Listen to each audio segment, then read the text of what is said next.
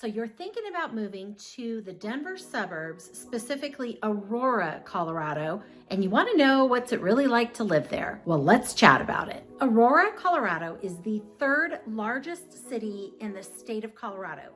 It's only behind the city of Denver and Colorado Springs. So Aurora is big. And in my opinion, it's broken into two separate areas. There's Aurora and Southeast Aurora. And what makes them different is that Southeast Aurora is all new. Now, Southeast Aurora was built over the last 10, 12, maybe 15 years. And because it's so new, well, there's a lot of tract homes in Southeast Aurora. And because there's a lot of tract homes, they all kind of look the same. Now, of course, there are differences because there were numerous builders that built in Southeast Aurora. And each builder probably had anywhere between 4 and 6, maybe 8 different floor plans. So there is some differences, but again, it's a solid tract home community. And there are also varying price points there in Southeast Aurora.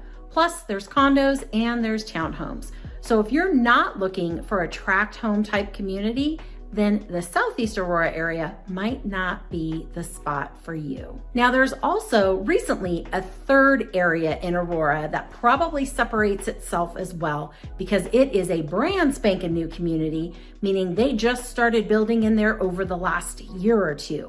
And that area is the Aurora Highlands. Now, I did a whole vlog style tour on the Aurora Highlands, so I'm gonna go ahead and link it right up here above. You can go ahead and watch that video, come back and watch it once you're done with this one, if the Aurora Highlands is something that you're interested in. And then there's the first part of Aurora, and that is the older part of this city. Now, all three of these communities, they all sit within 2 different school districts. There is the Cherry Creek School District and the Adams Arapahoe School District, which used to be known as Aurora Public Schools. And if schools and the districts are important to you, then I highly suggest you check them out on niche.com or greatschools.org. You can look at the districts themselves, or you can look at the individual schools if that's of importance to you. Now, one thing that people really do like about Aurora is the location. It is very close or pretty close to our international airport. So if you travel a lot for work or pleasure and you want to be close to the airport, then the city of Aurora might be a good location for you. From the farthest spot in Aurora, you're about a 20-25 minute drive to the airport. So it's not bad. Or if you don't want to leave your car at the airport and somebody's driving you, or you're going to take an Uber, well, your Uber bill won't be very high as well. So if you're wondering where Aurora sits, if you think of it like a clock, and Denver is the very middle spot of the clock. Southeast Aurora sits at about the 4 o'clock time. Aurora sits at about the 3 o'clock time, and the airport sits at about the 2 o'clock time. Just to give you an idea of where those things are in relation to each other. And then the other thing about airports is there is a private airport for private planes that is right on the edge of Aurora. I think it's a Centennial address, but it's right there on the edge of Aurora. So if you fly private a lot, Aurora might be a great spot for you.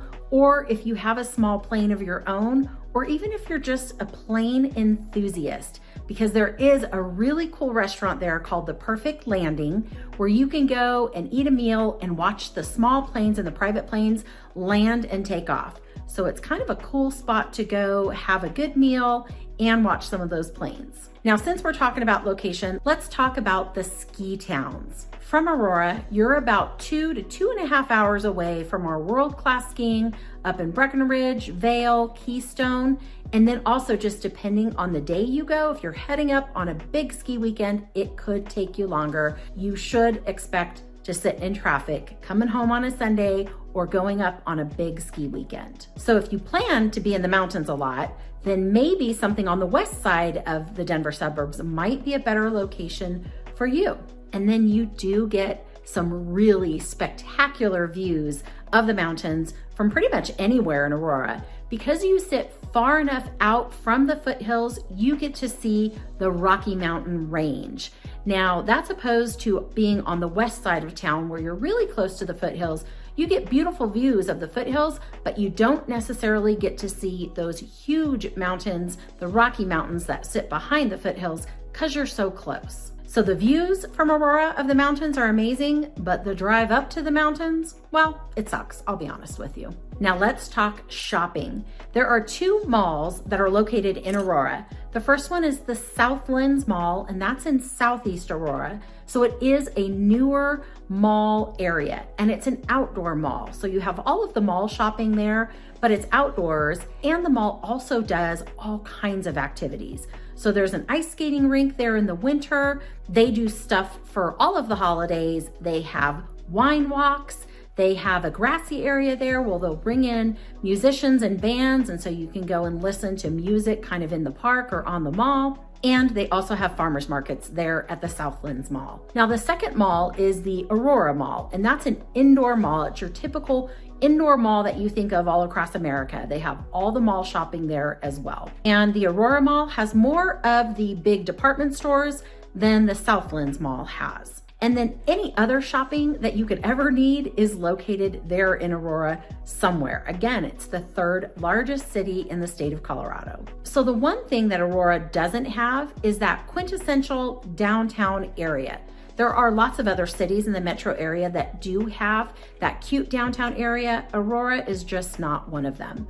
So if you're looking for a place that's walkable, that you can go to a mom and pop ice cream shop or go out to dinner or have the holiday parades in the downtown area, well, that's not Aurora. And then also located in Aurora is Buckley Air Force Base. And it's my understanding that that's a pretty small Space Force Center or Air Force base. But what's really cool about it is that occasionally you do get to see the fighter jets flying overhead as they take off or land there at Buckley. And you can feel those jets and you can hear them, and it's really, really awesome. Now, it doesn't interfere with your regular everyday life. It doesn't happen all the time, but when it does, it's pretty dang special and something that anybody who is outside is looking up at the sky to see. Now, Aurora is also home to several medical facilities. So you have the Colorado Children's Hospital. The main campus is located there in Aurora, and it's right next to the brand new VA hospital, or it's a couple years old, I guess I should say. But that VA hospital is huge and it's gorgeous. Now, both of those are located on the Anschutz campus. And along with that, there's also CU Health, or the University of Colorado Hospital. And then there's also the Medical Center of Aurora, which is separate from the Anschutz Medical Campus. So if you utilize those hospital services regularly or frequently, such as the VA hospital or the Children's Hospital, then you might want to be on that east side of town, somewhere in the Aurora area, because it's located right there. And then lastly, Southeast Aurora is home to numerous 55 plus communities. So if you're moving here from out of the area and grandparents are coming with you, they might want to check out those 55 plus communities. We have them throughout the metro area, but it seems like there's a bigger concentration of them right there in the Southeast Aurora area. And then also along with that, well, they're newer as well.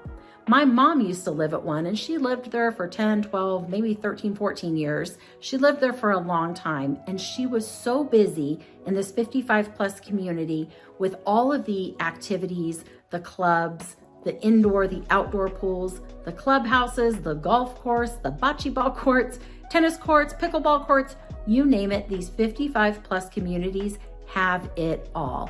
I used to have to schedule almost time with her because she was so busy with all of the things that she was doing in her retirement era. So that's kind of cool that you can live right there in Aurora, and if grandparents or parents are coming with you and they qualify for that 55 plus communities, well, they can go check those out as well. So as you can see, Aurora is a pretty great place to live, and it's got everything you can expect from a major suburb. If you want more information or a more in-depth look about other things you should be aware of when thinking about moving to Aurora, well, go ahead and check out this video here. I gave you 10 reasons why Aurora might not be the spot for you. So go ahead and click that video now, and I will see you right over there.